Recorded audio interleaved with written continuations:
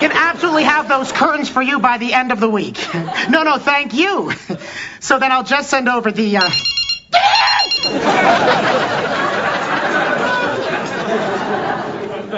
Hello? Hi, Grandma. Hey, Ty, I just sold plantation shutters to a man who tried to sell me life insurance. Ooh.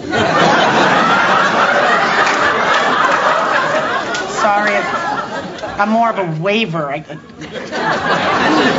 So that was me in 2001. That was a pilot I did for CBS. It was my first series regular part. I'm going to tell you about that. It's a little Hollywood magic, at least I like to think it is. Growing up in my family, I loved the sound of my mom and my dad and my sister and my brother laughing. Especially my dad and my sister. They had this way of just building off of each other. And my father was so funny. He had this dry sense of humor. Everybody loved him. And he introduced me to George Burns and Gracie Allen. And George Burns and Gracie Allen, they were Hollywood royalty out of vaudeville because they were able to make the transition to radio and then to television. My dad loved them, and he would always talk about them, and whenever they were on TV, we would watch them. My mother's name was Gracie, so he would always say goodnight, Gracie, and my mom would say, goodnight, Gracie, which is how George and Gracie ended their show. Big fan of George Burns and Gracie Allen. Big fan of all of the great comedians of the golden age of comedy. I got this audition for this part. I read the role and I was like, well, pretty much I can do this. When you're trying out for a series regular on a pilot, you have to go through a bunch of auditions. And the last one is the network audition, which is pretty nerve-wracking because they sit you in front of everyone in the network and you do the audition again. The same audition that you've probably done like 20 times. It was at the basement of CBS Television City. As soon as I started going down the basement, I saw all of these portraits and pictures of George Burns and Gracie Allen because they were on CBS. I mean, everywhere I went was Burns and Allen downstairs in this basement area for the audition. I just knew I was going to get it. I listened to old episodes of Burns and Allen from the radio on cassette tape when I would drive around my father's Cadillac when I was younger. I mean, and then to see them in these big pictures, and I booked it, as you know. It was wonderful. The pilot, though, did not go. That's how things are. My name was out there. People were like, this guy booked a series regular at 26. You know, I was on a list to keep going and auditioning. So that was amazing. My sister got married in Philly. We were all having a great time. And then in October, my father took his life. He had problems with his business that he felt were his fault, that he felt that it was his duty to provide, and he had a life insurance policy that still paid out on unaliving oneself. And my mother got a ton of money. It was devastating for everyone in the family. Everyone loved him.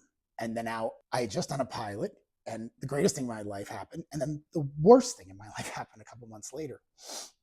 I went back to Philly for the funeral, and I booked a commercial. So I had to miss the burial of my father and fly back to LA to shoot a Sierra Mist commercial, which Dad would have wanted me to do because it ran for years. But then I couldn't stay in LA. It was too hard. I was like losing it in auditions. I remember one casting director was so sweet. She came up and gave me a hug. I mean, here I am trying to audition for comedies, and I am living a tragedy.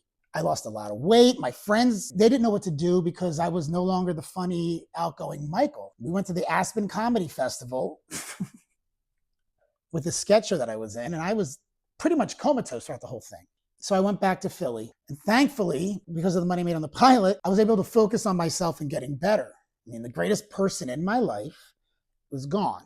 I was in a play in college called the Star Wars Trilogy in 30 Minutes. My dear friend and writer, Patrick T. Gorman, off of the 15-minute Hamlet, came up with the 30-minute Star Wars trilogy. And this is way before anything other than the 3 movies came out. So we would do them on stage in 30 minutes, 10 minutes for each movie. I was Jabba the Hutt in it. And my Jabba the Hutt was pretty spectacular because I was fat. I can contort my face. I had a puppet and the voice and whatever. And we got the call that George Lucas himself wanted to see the show because he had heard so much about it. And I turned down doing one of the greatest roles I've ever done. And yes, it is Jabba the Hutt because I just wasn't in the right mental space.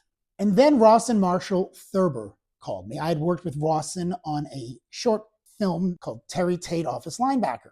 And Rawson said, Reebok wants to make commercials with Terry Tate and they want you to reprise your role from the film. And I was like, oh, Rawson, I don't think I can do this. Rawson made me come back to LA. He would not take no for an answer. And that's why to this day, Rawson Marshall Thurber is one of the greatest influencers in my life. He's like, just come back to LA and shoot the commercial.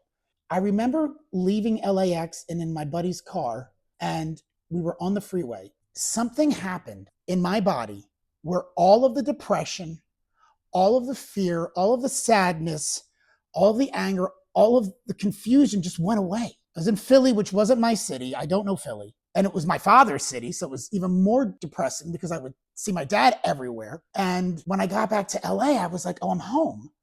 This is all making sense.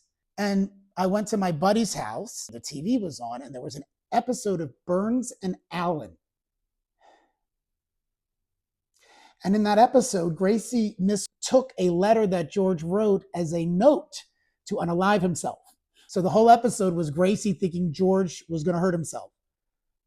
What are the odds? As someone who's worked in Hollywood for the better part of my life, I can honestly say it is a terrible business for people if you want to stay sane. There's no rhyme or reason to this industry whatsoever, and everyone is in it trying to grab their piece of the pie.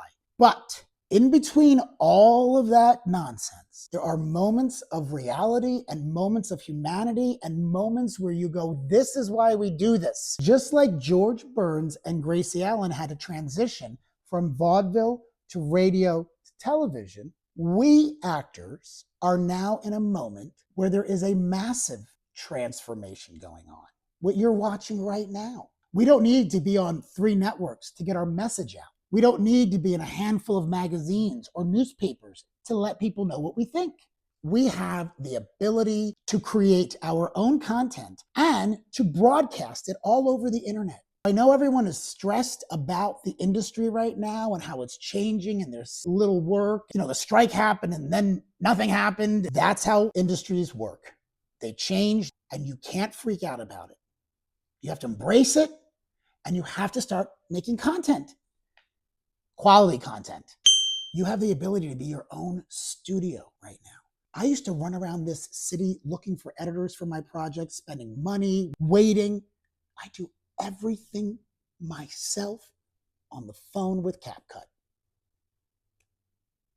And it brings me such joy to have an idea and to see it come to fruition. And I did it. And it looks great. Like what I would have paid for back in the day. I know it's scary, and I know no one knows what's going to happen, but no one ever knows what's going to happen, and it just happens, but we're actors. We've always been creating, so keep creating, and say goodnight, Gracie.